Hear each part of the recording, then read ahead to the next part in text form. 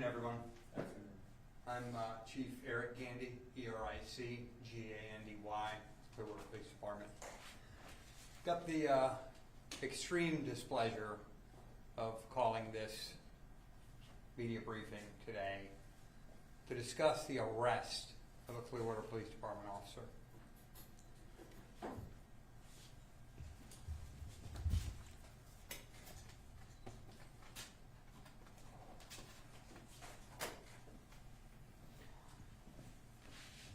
Officer Nicholas Paloma has been with Clearwater Police Department since 2018. He was arrested by our detectives within the last couple hours for false imprisonment and sexual battery. The incident occurred early Sunday morning. Officer Paloma conducted a pedestrian stop on the victim. He's 32 years old, and it occurred at the Clearwater Beach roundabout.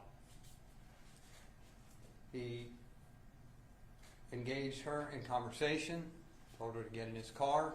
She entered the passenger front seat, and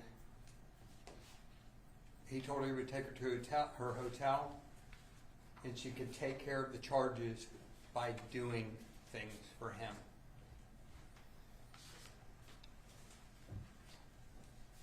Officer Paloma even made efforts to defeat our ability to track his vehicle. For approximately 30 minutes, Officer Paloma transported the victim around to various locations on Clearwater Beach, engaged in sex acts with her before dropping her off down the street from her hotel.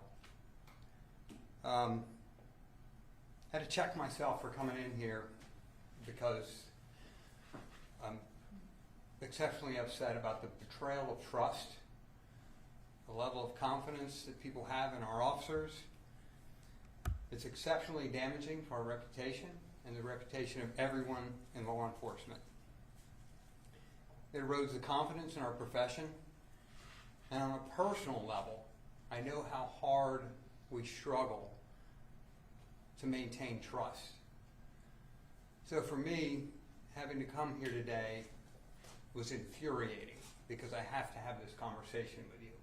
But it's an important conversation to have, and these are important facts to relay to you.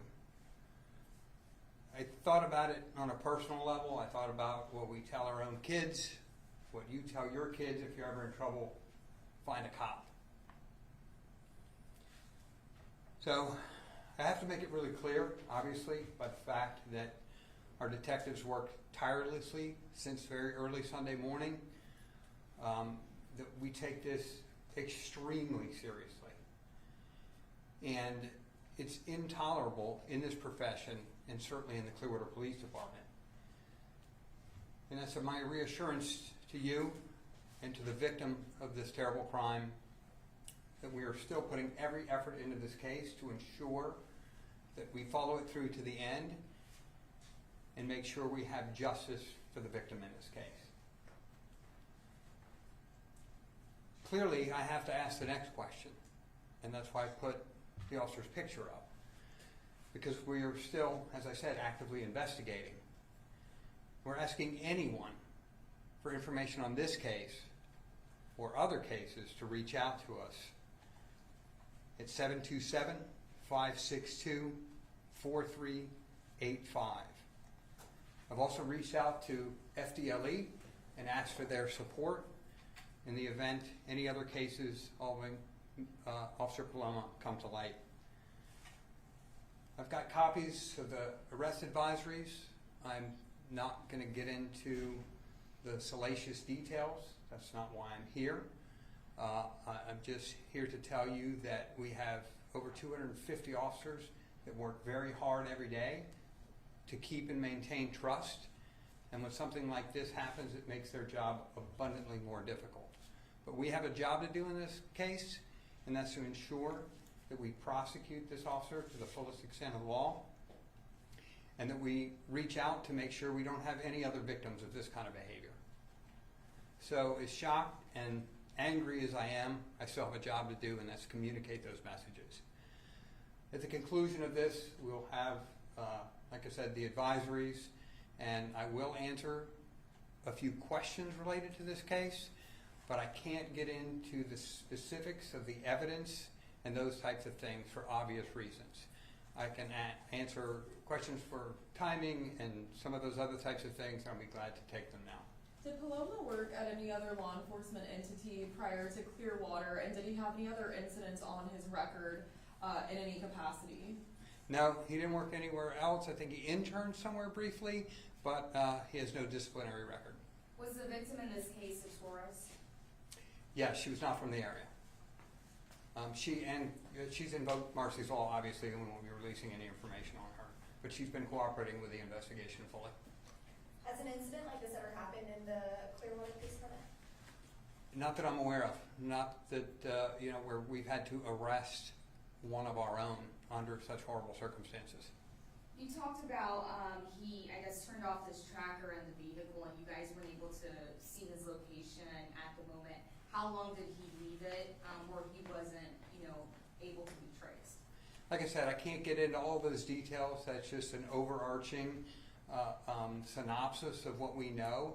He made efforts to defeat our attempts or our ability to see where he was.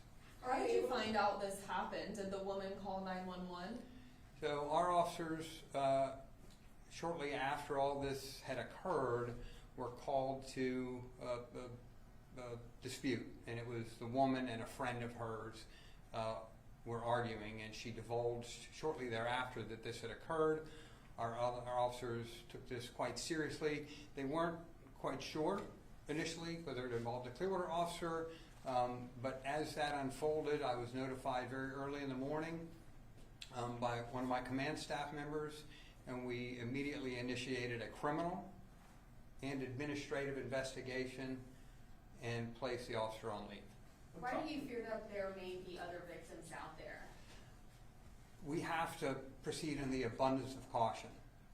This is a guy who, under the color of law, took this action, and we have to be very careful to ensure that we don't have somebody else out there. We just don't know at this juncture. What time did she actually get in the car, do you know? Excuse me? What time did she actually get into the... So I'm going to bracket this thing from approximately 2:30 in the morning till 3:20 or so. So that's that's the best I can give you based on what we're working with in terms of not wanting to divulge very specific details. Is any entity outside of Clearwater PD involved in this investigation? No. Like I said, I have reached out to FDLE in the event other issues come to light involving this officer, and they're going to support our efforts in that if it should come to light. Is he in jail now? Yes. When he made the pedestrian stop, what was the reasoning for him approaching? Did he give a reason when he approached the woman? So yes, jaywalking. At the roundabout? Yes, correct. Okay. That really will conclude it for today. We'll keep you updated with additional releases as more information becomes available. Again, this happened very early Sunday, and we worked diligently to get this done and move it forward based on the seriousness of the crime and the evidence that we were able to obtain. A former Caldwell police sergeant is under arrest, taken into custody in Tennessee today, indicted on charges of sexually abusing women and exchanging favorable police treatment for sexual favors. Benderwald is charged with 2 felony counts of deprivation of rights under color of law, 5 felony counts of federal program bribery, and 1 misdemeanor count of deprivation of rights under color of law. If found guilty, he faces up to life in prison.